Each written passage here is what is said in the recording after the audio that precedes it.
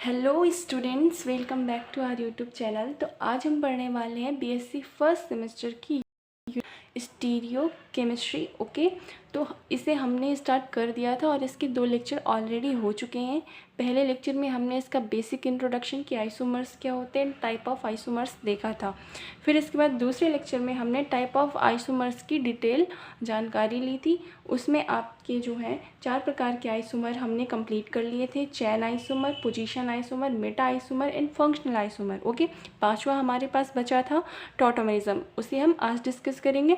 उसको ख़त्म करने के बाद हम डिस्कस करेंगे ऑप्टिकल आइसोमेरिज्म। ओके, तो उससे पहले ये आपका लेक्चर नंबर 3 रहने वाला है, तो इसे देखने से पहले एक बार आप पहले वो दोनों लेक्चर ज़रूर देखिएगा, क्योंकि वो इम्पॉर्टेंट है। उससे आपको पहले जानकारी मिलेगी कि आइसोमर क्या होते हैं, टाइप ऑफ आइसोमर क्या होते हैं। वो बेसिक लेक्चर्स थे। ओके, तो चलिए स्टार्ट करते हैं हम आज का लेक्चर टॉटोमेरिज्म के साथ। ओके, तो क्या होता है टॉटोमेरिज्म? उससे पहले एक और बात, मैंने वो जो आपका लेक्चर था 2nd नंबर का लेक्चर, उसमें मैंने आपका जो लास्ट टॉपिक था उसमें मैंने आपको बताया था फंक्शनल आइसोमेरिज्म के बारे में। ओके, उसमें मैंने आपको एक एग्जांपल कराया था पेंटेनोइक एसिड का।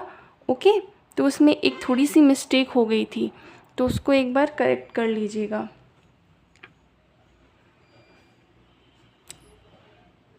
कि फंक्शनल आइसोमर क्या होते हैं, जिनमें फंक्शनल ग्रुप डिफरेंट होते हैं। तो मैंने क्या किया था उसमें, यहाँ पर मैंने बस ऐसे कर दिया, ऑक्सीजन लगाना भूल गई, तो आप लोग यहाँ पर जो है ऑक्सीजन लगा लीजिएगा। ओके, यहाँ पर क्या था, ये यहाँ पर आपका क्या है, कार्बोक्सिलिक एसिड, यानी कि ये क्या है, कार्बोक्सिलिक एसिड का ग्रुप है, और ये जो है आपका ये एस्टर ग्रुप है। ओके, तो इसमें फंक्शनल ग्रुप दोनों में डिफरेंट है, तो ये क्या हो गए, फंक्शनल आइसोमर। तो चलिए अब देर ना करते हम स्टार्ट करते हैं टॉटोमेरिज्म। टॉटोमेरिज्म क्या होता है? It is a type of intramolecular reaction. ये एक प्रकार की इंट्रामॉलिक्यूलर रिएक्शन होती है, यानी कि इसमें कोई बाहर से किसी भी आपको मॉलिक्यूल की ज़रूरत नहीं होती। मॉलिक्यूल के अंदर विद इन द मॉलिक्यूल आपकी ये रिएक्शन होती है। सबसे पहले कंडीशन क्या है टॉटोमेरिज्म की? तो जो आपका मॉलिक्यूल हो उसमें अल्फ़ा कार्बन प्रेजेंट होना चाहिए, ये मस्ट कंडीशन है। अल्फ़ा कार्बन क्या होता है कि किसी फंक्शनल ग्रुप से डायरेक्ट जुड़ा हुआ कार्बन अल्फ़ा कार्बन कहलाता है। ओके, और alpha hydrogen should be present, and alpha hydrogen भी उसमें ज़रूर प्रेजेंट होने चाहिए। अल्फ़ा हाइड्रोजन क्या होते हैं? सेम वैसे ही जैसे किसी फंक्शनल ग्रुप से direct attached carbon alpha carbon, और उस कार्बन से अटैच्ड जो हाइड्रोजन होते हैं उसे हम क्या कहते हैं, अल्फ़ा हाइड्रोजन। ओके, तो यहाँ पर आपका जो टॉटोमेरिज्म होता है ये 2 प्रकार का होता है। कौन कौन सा? एक होता है आपका कीटो इनॉल टॉटोमेरिज्म, एंड दूसरा होता है हमारे पास नॉन कीटो इनॉल टॉटोमेरिज्म। चलिए देखते हैं क्या है कीटो इनॉल टॉटोमेरिज्म।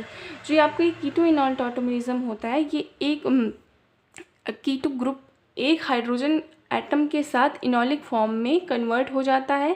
किसकी प्रेजेंस में? किसी एसिड या बेस के प्रेजेंस में। और इसमें मेन पॉइंट ये है कि जब आप कीटो इनॉल टॉटोमेरिज्म कराते हो तो इसमें जो कार्बन और ऑक्सीजन के बीच में, यानी कि कार्बोनिल ग्रुप जो होता है हमारे पास, उस कार्बोनिल ग्रुप का जो डबल बॉन्ड होता है वो ब्रेक होता है और एल्कीन का डबल बॉन्ड फॉर्म होता है।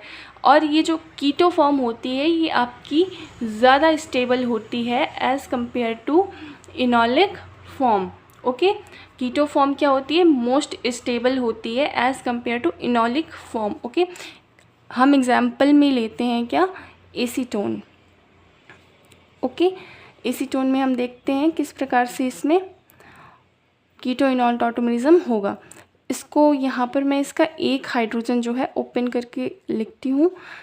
तो क्या होगा, यहाँ पर ये हाइड्रोजन जाएगा, यहाँ पर इसके साथ जुड़ेगा, और जो ये डबल बॉन्ड है ये यहाँ पर एल्कीन फॉर्म करेगा किसी बेस के प्रेजेंस में। ओके, तो ये बन जाता है आपका यहाँ पर इनॉल फॉर्म।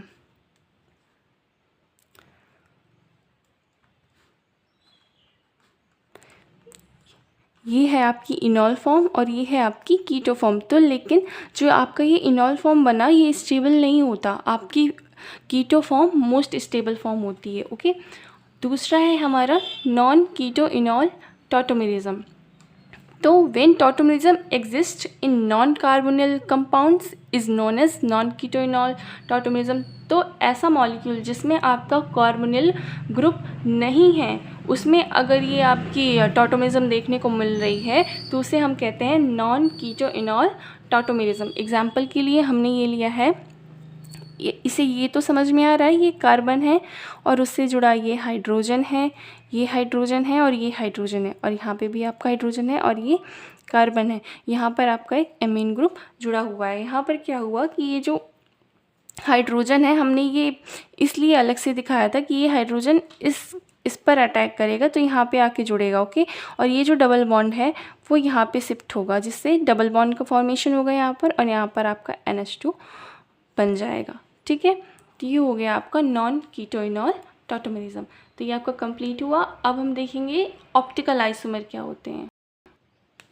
तो चलिए देखते हैं ऑप्टिकल आइसोमेरिज्म क्या है।